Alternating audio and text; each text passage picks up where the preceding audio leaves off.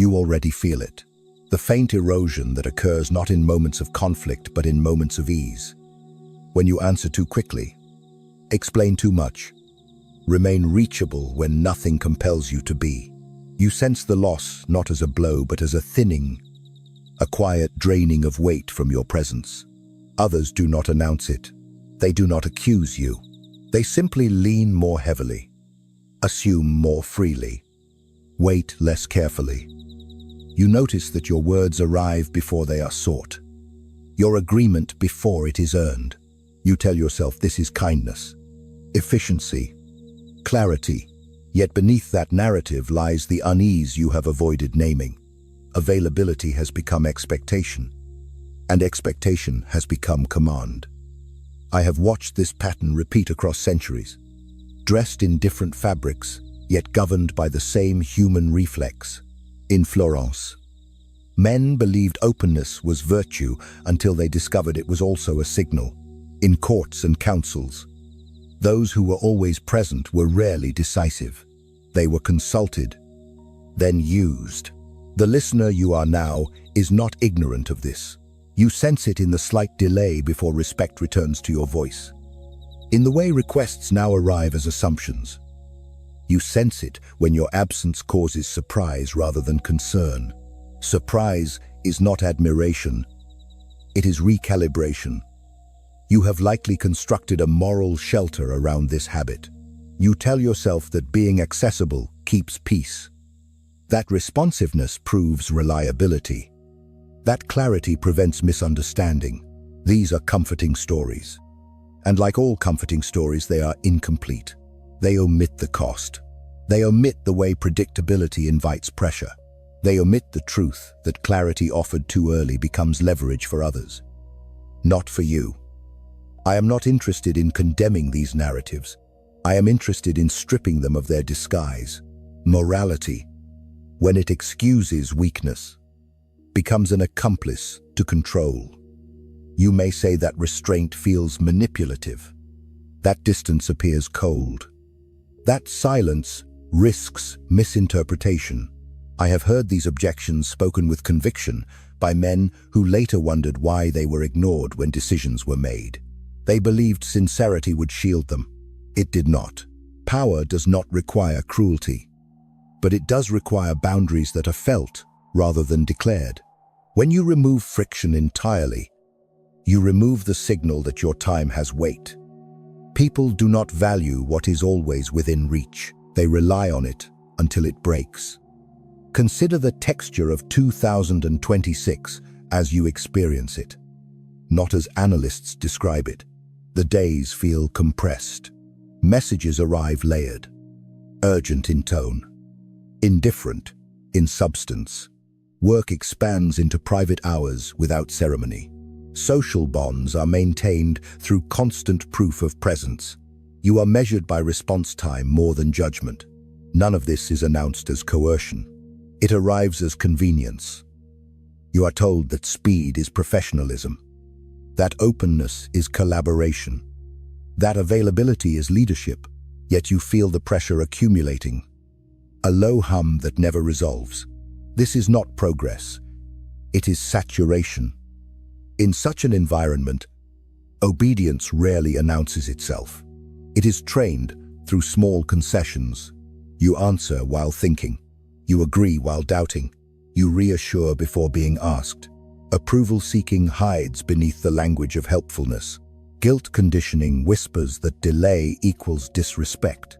Avoidance of friction convinces you that silence is aggression. Fear of misinterpretation persuades you to explain what was never questioned. Dependency on reassurance teaches you to keep the channel open, lest absence be mistaken for withdrawal. Each mechanism is subtle. Together they form a system. I have seen capable men stagnate inside this system, not because they lacked intelligence, but because they lacked resistance. They became interpreters of others' needs rather than architects of their own position. They mistook being needed for being powerful. Need is noisy. Power is selective. When you are always available, you are not chosen, you are assumed. Assumption is the enemy of leverage. You might observe this in a simple daily pattern. A message arrives late in the evening, framed as a question but carrying an expectation.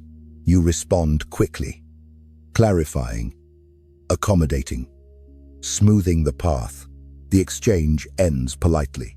The next message arrives sooner. What you miss is the reframing. Your speed has trained the sender's timing. You believe you preserved harmony. In truth, you shifted the schedule against yourself. Power, as it operates beneath the surface, is not dramatic. It is perceptual. It lives in timing more than declaration. It is the art of selective absence, of controlled access, of silence that invites recalculation. When I speak of silence, I do not mean withdrawal or sulking. I mean the disciplined refusal to fill space that others have not earned. I watched men collapse under certainty, convinced that clarity would secure them. They spoke until they were predictable, then wondered why they were outmaneuvered by quieter figures. There are reversals that appear paradoxical only to those who have not observed long enough. The one who responds less often is heard more carefully. The one who delays is assumed to be deciding. The one who explains less is believed to know more.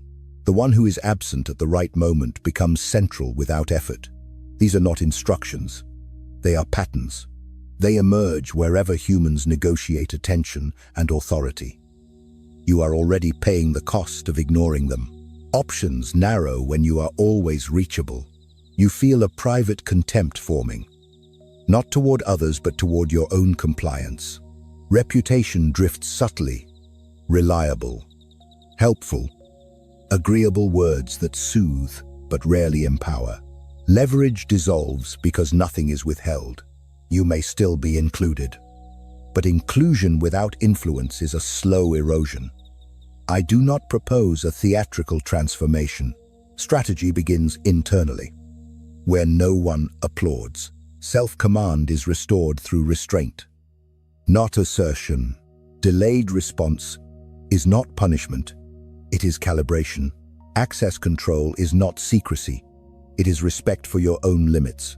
Reduced explanation is not deception, it is economy.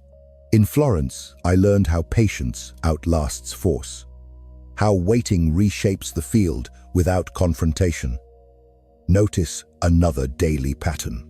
You are asked for input in a meeting, and you speak immediately, filling the space with thoughtful analysis. The room nods, then moves on. Later, a quieter voice repeats a fragment of your point, and it lands with weight. The reframing is simple. Timing, not insight. Determined. Attachment. You gave the room relief too early. Others gave it tension. Then release. Power listens to tension. You may tell yourself that withholding creates distance. That distance damages trust. I have seen the opposite. Trust formed around consistency of boundary, not around endless accommodation. When people cannot predict you perfectly, they observe you more closely. Observation restores your presence. Predictability dissolves it. I watched men who were loved yet ignored, and men who were neither loved nor ignored, but deferred to. The difference was not virtue, it was restraint. There is a quiet amusement in how people defend the habits that diminish them. They speak of transparency as if it were courage, of responsiveness as if it were loyalty. They rarely speak of timing. They rarely speak of the cost of being first to arrive and last to leave, of being the one who answers before the question settles. They do not notice how certainty invites pressure. I watched men collapse under certainty, convinced that decisiveness required immediacy. They mistook speed for strength. Speed is often anxiety wearing a uniform. Look again at the texture of your days. Requests rarely come framed as demands. They arrive as invitations, favors, opportunities to be helpful. Declining them feels impolite. Delaying them feels risky. You comply, and nothing terrible happens. This absence of consequence becomes proof in your mind. Yet consequence accumulates quietly. Your calendar fills with other people's urgencies. Your attention fragments. Your authority thins because you are never scarce. Scarcity is not cruelty. It is structure. In 2026, the pressure environment is subtle. You are surrounded by signals that reward exposure and punish opacity. Availability is praised publicly, exploited privately. The language is smooth. Alignment, collaboration, responsiveness. It feels cooperative. It is also a training ground. You are trained to remain open, to keep channels warm, to reassure continuously. Those who do not comply are not attacked. They are simply adjusted around. Adjustment is power's preferred method. Consider another daily pattern. You receive a vague request. Can you take a look when you have time? You respond immediately, asking clarifying questions, proposing solutions. The sender thanks you and disappears. Hours later, a follow-up arrives with added urgency. The reframing is this: by engaging before clarity, you assumed responsibility for the shape of the task. You became the custodian of its completion. You believe you were proactive. You were absorbent. The mechanisms that sustain this are familiar. Approval-seeking disguises itself as professionalism. Guilt conditioning whispers that refusal harms relationships. Avoidance of friction convinces you that silence equals hostility. Fear of misinterpretation pushes you to over-explain, to soften, to preempt imagined offense. Dependency on reassurance keeps you visible, available, eager to confirm that you are still included. Each mechanism feels minor. Together they form a discipline of obedience. Power, when observed without romance, operates differently. It is not loud. It does not rush. It manages perception through pacing. It controls access without announcing control. It allows silence to do work that words would weaken. When you delay, others infer deliberation. When you are briefly absent, others project significance. When you speak less, your words acquire density. These effects are not manipulations. They are natural responses to scarcity of signal. There are reversals that appear again and again. The one who says less is asked more. The one who is not always reachable becomes the reference point. The one who does not explain every move is assumed to have reasons. The one who withholds immediate agreement invites negotiation. The one who waits changes the tempo of the room. I present these as observations because instruction cheapens them. You are not exempt from observation. Others are already reading you. They read your speed, your tone, your availability. They read your willingness to absorb inconvenience. They read how quickly you forgive disruption. You may believe your intentions shield you. They do not. What is read is pattern. Pattern becomes expectation. Expectation becomes leverage against you. The cost you are paying remains mostly internal. It shows up as a narrowing of options, a sense that your time is no longer truly yours. It shows up as a faint contempt for your own compliance, a voice you silence by staying busy. It shows up as reputational drift, dependable, helpful, accommodating safe words that do not threaten anyone. Influence rarely grows in safety. Another small scene. A colleague cancels a meeting last minute, reschedules without apology. You adjust, reassure, make it work. Weeks later, you cancel once. With notice, the response is surprise, then mild irritation. The reframing is uncomfortable. Your flexibility trained asymmetry. You taught others that your schedule was elastic and theirs was fixed. Strategic repositioning does not begin with confrontation. It begins with internal command. You restore it by deciding that not every signal requires a response. Not every question requires clarity. Not every silence requires filling. Delayed response recalibrates expectations without announcement. Access control reshapes respect without speech. Reduced explanation conserves authority. These are not performances, they are disciplines. I learned in Florence that patience outlasts force because it allows others to reveal themselves. When you are always present, there is nothing to reveal. You are already there. When you withdraw selectively, patterns emerge. People show you how they behave when you are not cushioning their urgency. This information is power. Notice another daily life pattern. You are added to a conversation late, expected to catch up and contribute instantly. You do so. Scanning, summarizing, offering insight. The group moves forward. Next time, they add you later again. The reframing is simple. By compensating for poor timing, you removed the incentive to include you earlier. You made their inefficiency invisible. There is quiet amusement in watching people confuse kindness with surrender. Kindness chooses. Surrender absorbs. You have been absorbing. You may call it cooperation. Power calls it permission. The environment rewards those who manage tempo. Tempo governs perception. Slow appears deliberate. Fast appears anxious. Silence appears weighty when it is chosen. Absence appears significant when it is selective. I watched men who were never the loudest become the axis around which decisions turned, simply because their engagement was not guaranteed. You might worry that restraint will be misread as disinterest. Sometimes it will. That is acceptable. Misinterpretation filters attention. Those who require constant reassurance are rarely allies in power. Those who adjust to your tempo are. The quiet cost of passivity accumulates. Your leverage erodes because nothing is withheld.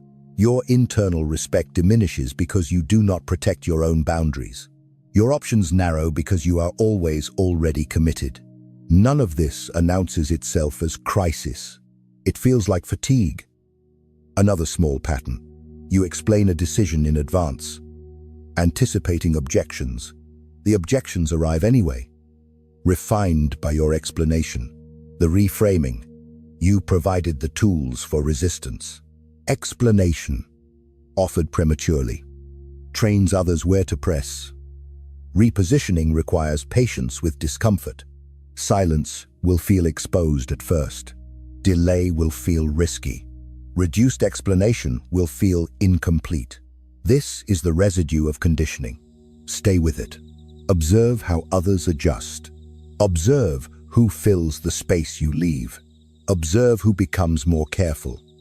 I am not prescribing theatrics. I am describing gravity. When you reduce availability, gravity returns to your presence. When you control access, attention reorganizes. When you speak less, meaning condenses. This is how power breathes. Within 7 days, there is one internal action that alters everything. It is private. It is measurable. It cannot be reversed without notice. Choose one channel through which you are habitually over-available. One person, one context, one recurring demand. Do not announce a boundary. Simply delay your next response beyond your usual reflex. Long enough to feel the urge to explain, arise and pass. Do not compensate. Do not clarify. Allow the silence to stand. Measure what changes in their tone, their timing, their assumptions. Once you see it, you will not unsee it. The silence you allow will not collapse the world. That is the first lie you discover when you stop rushing to fill it. The second lie is more unsettling. Much of what you have been doing was not required. It was merely convenient for others that you believed it was. When you pause, when you let the gap remain, you begin to feel how much labor you have been performing to keep systems smooth that were never designed to protect your position.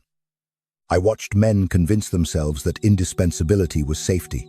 They believed that by being always on call, always agreeable, always ready.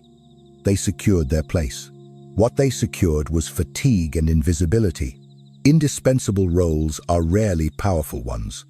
They are maintained, not consulted. The strategist learns early that being needed and being deferred to are not the same condition. You may notice another daily pattern emerge once you begin to delay. A request that once came with urgency now arrives softened, rephrased, sometimes withdrawn entirely. The reframing is quiet but decisive. Urgency was never inherent. It was borrowed from your reflex. When the reflex disappears, urgency must justify itself or fade. In 2026, pressure rarely arrives as threat. It arrives as accumulation. Too many small asks, too many open channels, too many expectations layered without negotiation. The obedient suffer not because they are weak, but because they are permeable. Everything passes through them. Nothing rests. Power requires containment. Without it, you are a corridor, not a chamber. Observe how obedience is maintained without force. Approval seeking is rewarded with inclusion, then exploited through assumption. Guilt conditioning frames delay as disrespect, though respect is never offered in return. Avoidance of friction is praised as maturity, though it often masks fear. Fear of misinterpretation keeps you verbose, explaining motives that were never questioned. Dependency on reassurance keeps you visible, reassuring others while quietly eroding yourself. None of these mechanisms require an enforcer. You enforce them upon yourself. You might recognize this in a familiar scene. You hesitate before declining a request, then accept it while resenting the interruption. The reframing is blunt. Resentment is the tax you pay for unchosen obligation. Power avoids resentment by choosing selectively, even when the choice is uncomfortable. Beneath the surface, power is patient. It allows others to overextend themselves. It watches patterns repeat. It waits for moments when absence clarifies value. I learned in Florence that patience outlasts force because force exhausts itself. Those who rush reveal their priorities. Those who wait gather information. There are reversals that continue to appear once you slow your tempo. The one who is not always present becomes the subject of speculation rather than assumption. The one who does not respond immediately invites others to refine their requests. The one who limits access finds that access becomes meaningful. The one who withholds explanation discovers that others supply it, often to your advantage. These are not tricks. They are consequences. You are already living with the consequences of the opposite posture. Internal contempt grows quietly when you override your own limits. It does not explode. It corrodes. You begin to see yourself as an instrument rather than an agent. Others may still praise you, but praise without leverage is decoration. Reputational drift follows. You become known for reliability, not judgment. Reliability is useful. Judgment is feared. Power gathers around fear, not usefulness. Another daily life pattern reveals this. You are invited into a decision late. After parameters are set, you contribute thoughtfully, but the direction does not change. The reframing is stark. You were included for endorsement, not influence. Influence arrives earlier. Those who are always available are often invited last because they will adapt. Strategic repositioning demands tolerance for misunderstanding. When you reduce explanation, some will project motives onto you. Let them. Projection is information. It reveals their expectations, their anxieties, their dependencies. When you explain, you collapse that information. Silence preserves it. You may feel an urge to correct assumptions. Resist it. Correction restores predictability. Predictability restores pressure. Power prefers ambiguity that it can resolve later, on its own terms. Mystery, when it appears, is not a performance.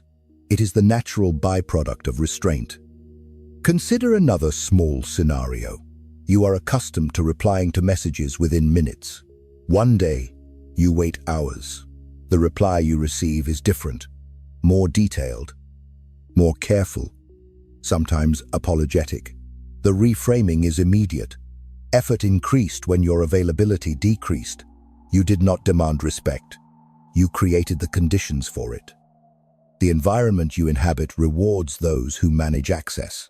Access is the currency beneath all others. Who can reach you?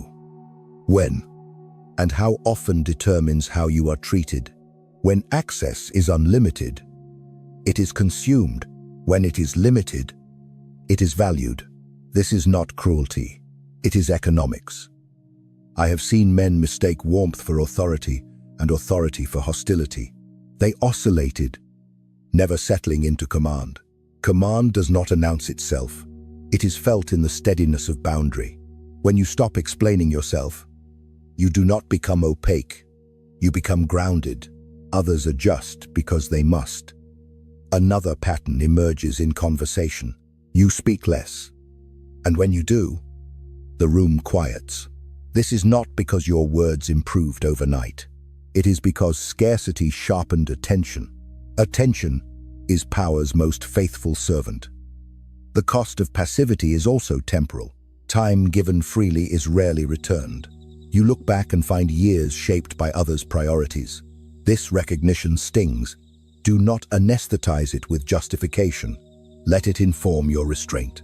Regret, when used properly, becomes calibration.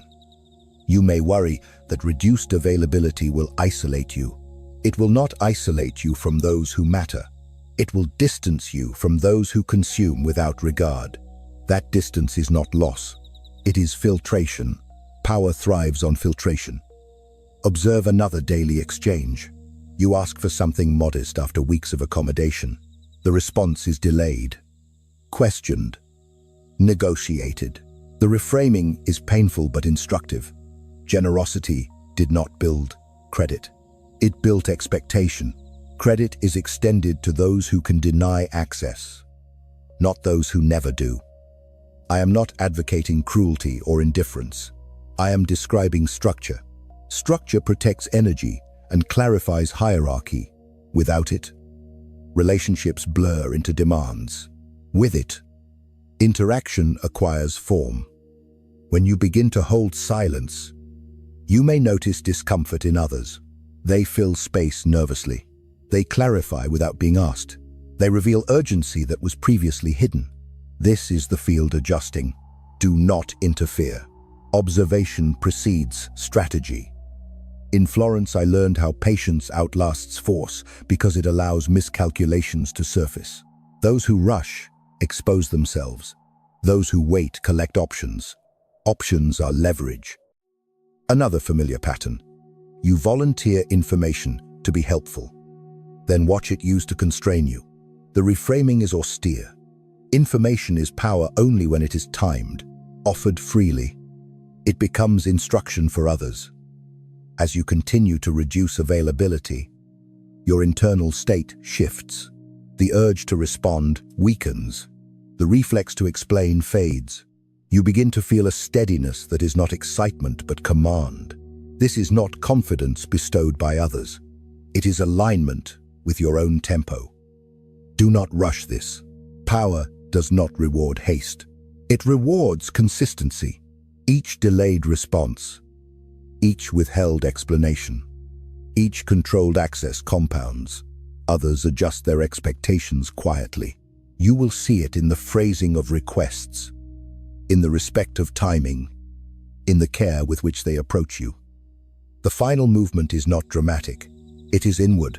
You decide that your presence is not a default setting. It is a choice.